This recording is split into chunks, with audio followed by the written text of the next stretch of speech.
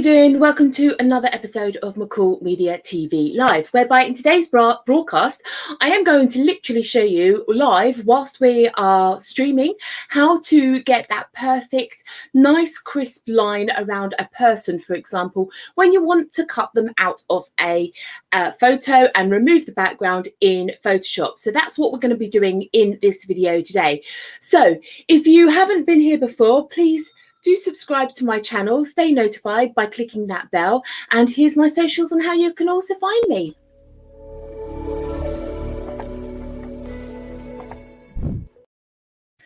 Okay, awesome stuff. So we're going to dive straight on in. So if we look at my left-hand side monitor at the moment, I have Photoshop quite large. It's quite hard for you guys to see a lot of those details. So what I've got is I have blown this up so that you guys should be able to see it in a small view. Let's have a look. There we go. And I'm just going to move myself down to the corner. Right. So what you are seeing here is a photo. It's actually the photo that I used in the cutout image of myself on the thumbnail to promote this live stream today. And so in a real quick tutorial, we are going to show you a couple of things. First of all, we're going to cut me out real quick, and then we are going to color the background black and white whilst the subject, still remains in beautiful color. So to do so, the very first thing that we are going to do is up here on the left hand side is select the quick selection tool. Now I've just realized on my screen for you guys, those little pop-ups that tell you what the tools are aren't actually coming through on this OBS software, but hopefully you can see exactly what's going on. Now all we are going to do, let me just make my image a little bit bigger. There we go. All I've done was hit Control Plus on the keyboard, and that's a shortcut command to basically enlarge that image. So we're looking at it at about 33% of its normal size. Now all I'm going to do is very crudely run my quick selection tool all around the image that I want to select. Now, as you can see, there are some wispy bits of hair that haven't been caught in there. Now, I have, in fairness, picked quite an easy image because I have already got nice crisp lines to myself in this image, and that's purely because I'm doing this tutorial live and it's a lot quicker because you guys won't want to see sit here for 10 minutes while I adjust all the lines, which you'll understand in just a moment. But this is exactly the same principle, and if you look closely, there are some little bumps where basically the selection has kind of caught my thumb. That looks a bit weird there, and so forth. And as you can see, nice little dotted line going around. So at the moment, all I've done is tell Photoshop that I want to do something with this part of the photo. Now over here on the right hand corner, we have got the layers panel open, but we are going to go and jump over now to our paths. If your paths panel isn't actually present, you can go up to window and come and select it in paths there, and then it will pop up. Now on the bottom of the paths, we have these little tools. The one that we want here is this tool with like kind of 4 little dots at north, south, east and west on a round circle, as it were. Now before we click on that, it's like a kind of a path selection tool. Before we click on it, I'm just going to show you what happens. Okay, now you can see that there are lots and lots of tiny little blue squares all around my body, and that there is this blue path. Now this is great. This is the path that we want to use, but there are literally hundreds of these little square handles, these little points, far too many. I'd be here till Christmas just adjusting each and every one of those. So let me just come back out a little bit so that we can just look at the picture in a bit more full depth. There we go. So I'll move myself back on screen. So what we're going to do is I'm going to undo. Okay, so we're now back to our little selection line from our quick selection tool, and all I'm going to do at the moment is I'm going to hold down the Alt key before I click on this little path selection tool. Now you might just need to double check obviously the controls on your Mac environment, but by holding down the Alt key and clicking on this, what happens is I get this little box. And again, it's not showing it clearly to you guys. Let me just see if you can't see that. Right. That's interesting because OBS has basically hidden the little box that's popping up. Let me see if I can show it to you on a different screen. Bear with me a second. There we go. Okay, so as you can see, there's this little pop-up box called tolerance. And at the moment, I've got a tolerance of 1, which means basically as many little points as possible to be used. The tolerance can go up to 10, which basically means as few points as possible. Now, we do want to work with as less as we can get away with because it just makes our lives easier, but 10 means it's still quite hard work. So I'm going to actually say something like go with a 7 or an 8 for now and click on OK. And what's going to happen is you can see, let me just come back in on Photoshop so you can see that the actual number of these points are fewer and far between. So what we're going to do now is we're going to just adjust this line real quickly. So as I'm working in a blown up version, just to help you guys so that you can see, we are going to start. I always somehow start in the bottom left corner. It's just the way I roll. But I'm going to come over to the left hand panel over here for a minute, and I'm going to go down to where it has the pen tool. Now, I actually had this already selected, but it's the curvature pen tool. And again, if you don't see that, let me just bring it up because I've just realized that Facebook is the OBS software that I'm using to live stream with you guys isn't showing everything properly. But when you come over to the left hand side, there is a pen tool, and you can go down and select the curvature pen tool. And we want that one because it helps us adjust these lines a little bit more. So what are we going to do? Well, all we're going to do is where we can see like the selection has, or let's say Photoshop has guessed at the selection and it's got it slightly wrong, is we're going to move our cursor onto the line. And as we do so, you might just see that the little asterisk sign next to it turns into a plus symbol, and that means it's going to give us a new point and it is going to allow us to drag that line. Now what's happened here is it's now pulled this line away from our image, and all we're going to do is go round our image real quickly, and we're just going to adjust this line all the way round so that it fits nicely to the edge of our image. Now this does take a few seconds, and this is one of the perils of doing things live, that you're going to have to just watch me go through this process. And again, now you can understand why, just for the sake of this tutorial, I have picked out a slightly easier image, shall we say, to work with so that it didn't actually take too long. Now obviously you don't have to be dead perfect, like my hair goes in here. Obviously it depends what you're going to use the image for. For me, putting these on thumbnails for the YouTube tutorial that I do as my video thumbnail images, I haven't got to be too exact because the images themselves are actually going to be viewed quite small, so I can get away with it being quite a little bit more crude, shall we say. So as you can see, I'm just going still around the edge of my body and my clothes, and I'm just bending this line to make it work a little nicer. Okay, and we've got down to the end, so let me just come back out so we can see. I'm happy with my selection. Let me just move me on screen.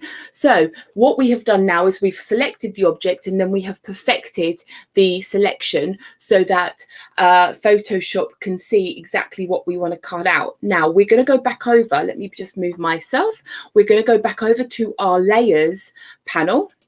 Now, before we do anything, we are going to use the mask tool, but there is 2 ways to use the mask tool. If I was just to click on this mask tool right now, it would give me a pixelated cutout of my image. And by pixelated, what I mean is that these edges will be determined on the tiny little dots that form the photo, which at this kind of size and what I'm going to use it for, I could get away with, but it's not going to give me the benefit of having gone through all of this hassle, shall we say, in order to get this nice fine crisp edge. So what I want is a vector based mask. The vector is basically at Photoshop using a computer mathematical algorithm to do the calculations between each of these points to make sure that the line is always crisp. So in order to get that mask happening, we're going to hold the control key down before we hit the mask button. Okay, so as you can see now down in this layers tab, we've got kind of like a silhouette image, which is the mask, on top of our full photo, which you can still see the background as a little sort of explanation as to what's going on. And if you look at the photo itself over here, we still have our path selection selected, but we've now got this transparent background showing through. There's no other layers, so we've got the nice crisp version of our image. Now, at this point, I might just go up here to image and adjustments. Now I'm going to do this real quickly just to bring some lightness, as you can see, and some contrast. Now, if you wanted to spend a while, I would suggest, you play with your Photoshop settings to bring that photo into a little bit more light, make it look nicer. But then also what we've got going on over here on the right hand side is your density and your feather. Now, this is quite a nice thing to play with as well. So density means that if I bring that down to about halfway, you can just see now in the background that the rest of the photo image is starting to come back into view. Yes, you still got like the checkered thing going on. That's Photoshop's way of saying that the image is partially transparent. But if I was to bring that all the way down as a density of 0, the image would be fully back in play. And if I take it up to 100%, it is completely removing the background. The feather is the edge of my image. Now, at the moment, it's on 0, but as you can see, as I move my little pointer here all the way up, it's basically taking from the edge of my image, my selection, in towards the very center here, and basically transparency in the edge of my my selected photo of me, as it were. And this maybe just gives a little bit of a softer edge, and again, it depends on what it is that you are wanting to do. So I'm going to bring that right all the way back down. Now, one other little tweak, things that can be quite handy when you've got your selection tool up here and you want to let's just say we select, I'm just going to click inside my mask and to bring up the selection again. What we can do is when you're up here in the selection, you can actually focus on different areas and modify bits. And what you can actually do is contract the edge. So if I was to do that, basically at the moment, this little, let me come out of here and show you. Where's it come up on screen? So this little box appears and it's saying how many pixels do you want to contract the image by. If I was to say 9, it would literally cut out 9 pixels deep from the edge of my image all the way around, which is also quite a handy thing to do. If you're working with an image that somebody maybe has given you and they've very crudely cut it out and it's all jagged, you could still go around and do this path masking process that I've done here right now, but you might still find that it's a little bit tight, and so you might want to just trim off the edge by 2 pixels, and that's what you can do. So I'm just going to do that now, and then I'm going to undo it just to show you. So in fact, let's make it a bit more drastic so you can see. So there you go. You can see now that let me just come in so you can actually see it and go back to Photoshop. So the selection now has cut in 9 pixels around the edge of my body, okay, and therefore I could do various things. I'm just going to undo that because I don't want that to happen right now. So one other little tweak thing that you can do. So I did say to you at the beginning of this video, one of the things that you could do is sometimes it's nice if you ever see these photos where they've got this lovely black and white photo and then there's like a little girl holding a nice red rose and the rose itself is still in color, things like that. This is how they get that effect. So I'm going to right click on my layer. And again, you're not going to see this. So let me come out. I'll have to remember this for the future, that Photoshop and OBS don't necessarily always see eye to eye. But if I right click on my layer, okay, you can see that all the different things I can do with that layer come up. And one of them is duplicate it. So I'm going to click on that. And then this little pop-up appears. And I'm hoping I haven't just crashed everything. There we go. Right, and then all I'm going to do is I'm going to duplicate this into a new screen. It doesn't matter what I call it. I'm going to come back and change it in a minute. So we have now got my entire photo once more without the clip. So we've got 2 tabs open up the top here. Let me come back to Photoshop so it's easier for you. Okay, so we've now got these 2 tabs at the top. This is my, she says. This is my cutout and this was the photo.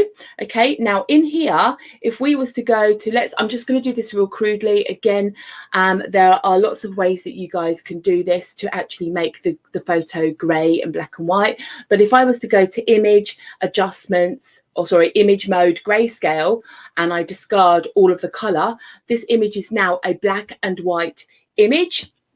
And it means that you can basically right click on it and duplicate it back into my original Photoshop file. We don't need this anymore, so I can delete this one.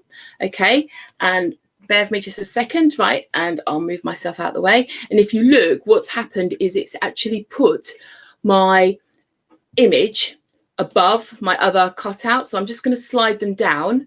And now what you've got is a nice, perfectly cut out image, which still exists. And I see that my camera's frozen, so I do apologize, guys. I hope you can still hear me.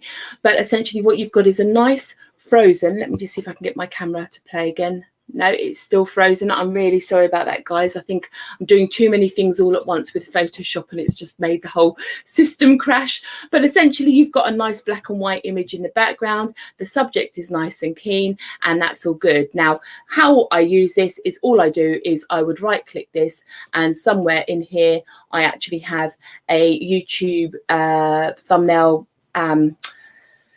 template. There we go. And all I've done is I've flipped that image to show that I'm on the right hand side and given myself a border. And the quickest way to do that is to click on these handles. Oh, she says, click on the image, click on the handle, and then you can basically right click anywhere on the screen. And again, you're not going to see it. I think Photoshop is having a bit of a mare with OBS, but if you use the right click, you could flip horizontal.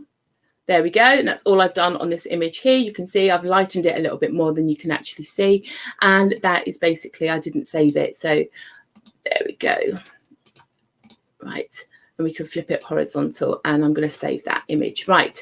So now you can see what is going on. And that is basically how I flipped it. And then I've just literally duplicated it and put a white border on. And that is how you can cut a person out of Photoshop really easily. Now I'm talking away, and I know you guys can't see me. I think I've got a bit of a technical problem going on, so I do apologize.